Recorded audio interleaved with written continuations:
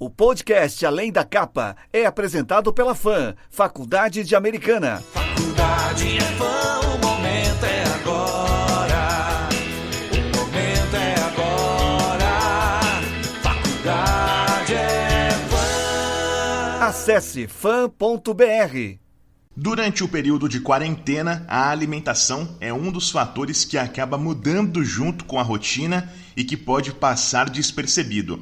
Algumas pessoas estão em casa por mais tempo, acabam comendo mais, saindo da dieta ou mesmo comendo menos, tanto pela mudança de rotina quanto pelos fatores emocionais e psicológicos. Sobre esse assunto, nós ouvimos no Liberal no Ar a nutricionista Heloísa Lopes, que é especialista em nutrição clínica. Ela conversou comigo, Bruno Moreira, e com a Thalita Bristotti. Heloísa, bom dia. Bom dia. Bom dia a todos. Doutora, quais são as principais mudanças que as pessoas podem sentir em relação à alimentação nesse período em que elas estão a maior parte do tempo dentro de casa? Pelo menos a maior parte das pessoas que estão em atividades que suspenderam o funcionamento regular, que estão em home office ou mesmo aguardando a passagem dessa quarentena. Eu acho que a grande dificuldade hoje é por elas estarem com um tempo um pouco mais ocioso, né, dentro de casa, o que acaba gerando ansiedade. Então, a gente acaba querendo dar uma beliscada em alguma coisa, abrir a geladeira o tempo todo. E mesmo quem está durante o home office, né, está trabalhando em casa, também tem essa dificuldade, porque tem alimentos a todo momento ali, né? Então, acho que as pessoas precisam tomar um pouquinho de cuidado com isso. Eu acho que o maior problema é a ansiedade mesmo nesse período. Todo mundo ansioso de saber o que vai acontecer, né? E justamente, como que a gente faz para não comer nossas emoções, né? Ter essa ansiedade e falar, meu Deus, eu preciso de um doce. Que dica você pode dar para a gente tentar se controlar melhor agora nesse período? Eu acho que uma coisa que a gente pode fazer é tentar deixar na nossa despensa alguns alimentos que são um pouco mais saudáveis, até um pouco menos calóricos, né? Então, evitar de ficar comprando ingredientes que a gente possa fazer um brigadeiro, evitar ficar fazendo pães. Eu vejo que muita gente, né, tá fazendo receitas de pães. A gente precisa tentar evitar de ter esses alimentos que a gente beliscaria com mais facilidade, né? E tentar deixar na despensa, na geladeira, alimentos mais saudáveis, né? Então, tente deixar frutas, iogurtes, as castanhas, tentar, para quem tem um plano alimentar, para quem já faz uma dieta, deixar os ingredientes somente da sua dieta. E para quem não tem a dieta, deixar os alimentos saudáveis mesmo, né, dentro de casa. Eu acho que isso facilita bastante, que na hora a gente não vai ter ali, a gente come uma frutinha e assim vai passando.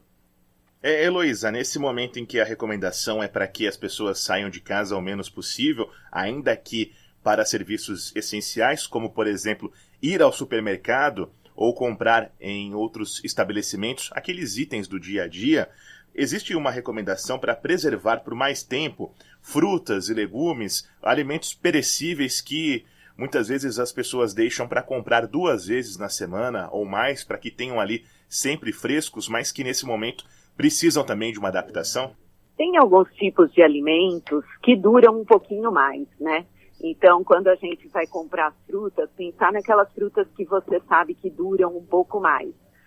Vou dar alguns exemplos básicos. Uma maçã, um abacaxi, são frutas que a gente pode deixar na geladeira, né? O kiwi, manga, são alimentos que a gente pode deixar na geladeira por um tempo maior, né?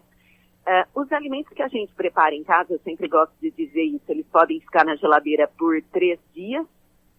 Então, preparou uma refeição hoje, numa quantidade maior, dá para deixar em geladeira por 3 dias. Legumes e verduras, também pensar nisso. Então, tem alguns vegetais, por exemplo, repolho, acelga, que vão durar um pouquinho mais do que a rúcula, do que o alface. Então, pensar um pouquinho nesse aspecto, né? E os outros produtos, os iogurtes, os queijos, eles têm uma validade até que um pouco maior. Tem alguns alimentos também que nos ajudam no controle da ansiedade, então eu gostaria de dar essa dica. Por favor. As coisas, por exemplo, a gente consumir um ovo pela manhã ajuda bastante, ele é fonte de complexo B, ele vai dar um pouco mais de saciedade, eu acho legal. As castanhas, castanha do Pará, castanha do caju, amêndoa, são alimentos que têm triptofano. Então, eles nos ajudam no controle da ansiedade também. Então, eu acho legal ter uma castanhinha, só que precisa tomar cuidado para não atacar e comer o potinho da castanha todo. Vegetais verdes escuros, vou dar dica de 2 aqui, que é a couve e o brócolis, eles também duram um pouquinho mais na geladeira e são ótimos para diminuir a ansiedade. E o grupo do leite também, então sempre ter um iogurte, um queijinho, eu acho que ajuda bastante no controle da ansiedade. Essa dica eu queria dar, são alimentos que dão um pouco mais de saciedade e eu acho que vão ajudar a gente a conseguir beliscar menos. E Heloísa, congelar os alimentos também é uma boa dica? Também, alguns vegetais a gente consegue deixar congelado já. Então, higieniza, pica em quadradinho e congela. Se a gente tem algum alimento que está para estragar, né, a gente pode refogar, já prepará-los, e daí a gente pode congelar eles preparados. Também fica mais interessante na hora de descongelar. Os alimentos que sobraram, como eu disse, alguns alimentos que a gente já prepara podem ficar no freezer até 6 meses, né? Aquilo que eu disse que na geladeira 3, alguns podem ficar congelados. As frutas dá pra gente picar e congelar para depois fazer um suco ou bater com um iogurte, com um leite. Eu acho interessante também.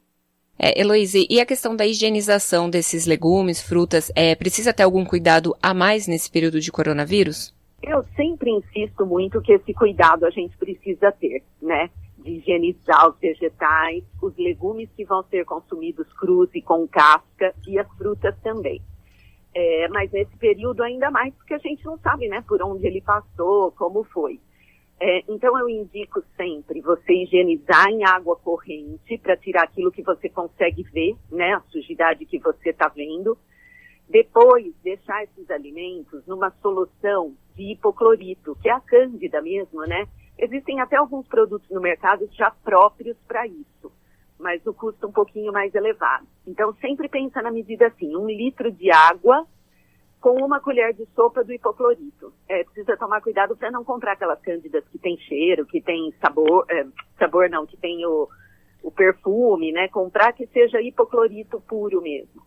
Aí você deixa ali aquele alimento já lavado em água corrente por 10, 15 minutos e depois passa na água novamente. Aí ele está preparado para utilizar. Uma dica é na hora de colocar esses alimentos na geladeira que eles estejam secos. Se você guardar uma folha meio úmida, ela vai apodrecer mais cedo. Então deixa num pano assim em cima da mesa para que ele fique bem sequinho, para guardar em Tupperware, né, as vasilhas plásticas, mas ele bem sequinho, aí ele vai durar um pouquinho mais também. A relação entre a nutrição e a atividade física é sempre direta, não é, Heloísa? Entre as pessoas, em todos os contextos, né? Para quem quer fazer uma série para perda de peso, perda de gordura, para manutenção, para ganho, enfim. Nesse momento em que existe também essa limitação em relação aos exercícios, para quem quer desinchar ou está sentindo que está engordando nesse período, existem também grupos alimentares que podem ser priorizados nesse contexto de pessoas que também estão sentindo a falta da atividade física por não conseguirem, de repente, adaptar ao seu ambiente a realização desses exercícios? Essa orientação deve ser bem individualizada, né? Porque eu não sei que tipo de atividade cada um está fazendo. Então, tem aquele que trabalha em casa de home office, que fica sentado no computador o dia todo. Tem algumas mulheres, a gente começou a ter que fazer a faxina, né? Mesmo quem trabalha fora. Então, é bem individualizado. A gente tem que tomar muito cuidado quando fala na restrição de carboidratos, né? Que são as massas, pães. Todo mundo logo pensa, eu preciso emagrecer, ou nesse período que eu estou sem atividade física, eu vou tirar o carboidrato. E é um momento que, para a questão da imunidade, a gente não deve reduzir a esse ponto os carboidratos. Isso é muito interessante. Então, as dietas muito restritivas, se a gente se preocupar só com o ganho de peso durante a quarentena, são perigosas. Então, assim, a minha dica é usar tudo com moderação, né? Então, tomar cuidado com as quantidades, tentar utilizar os carboidratos mais integrais, que eles são, inclusive, mais ricos em vitaminas e minerais. Então, preciso comer um pãozinho, vou comer um pão integral, vou fazer o arroz integral, uma massa integral. Mas a minha dica é não restringir nada dos alimentos importantes nesse período, e sim cuidar do tamanho da tua porção, né? Tentar não fazer o exagero das quantidades, ok? Ok. E, Heloísa, nesse momento de isolamento social, né, dessa recomendação de ficar em casa, o Conselho de Nutrição permitiu as consultas online, né? Como que tem sido essa experiência para você, para as nutricionistas, não só na nutrição, né, também permitiu a telemedicina, atendimentos de psicólogos por Skype, por exemplo. Como que tem sido essa experiência para vocês? Olha, gente, eu ainda estava comentando, né?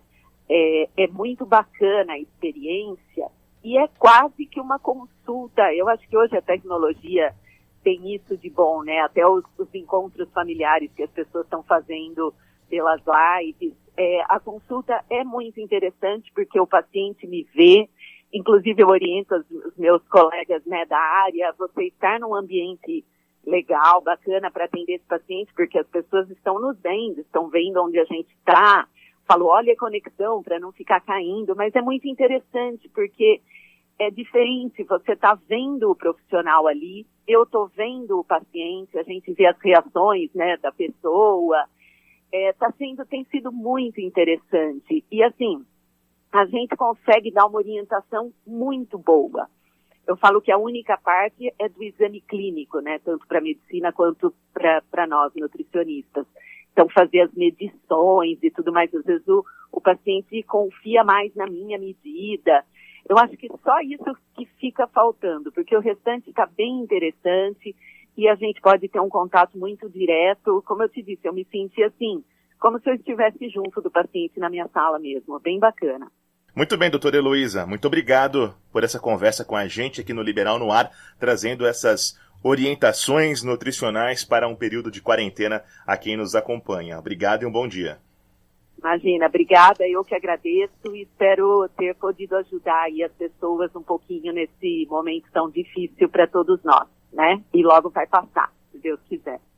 Muito obrigado. Essa é a Obrigada a você. doutora Heloísa Lopes, nutricionista especialista em nutrição clínica, conversando com a gente aqui no Liberal no Ar.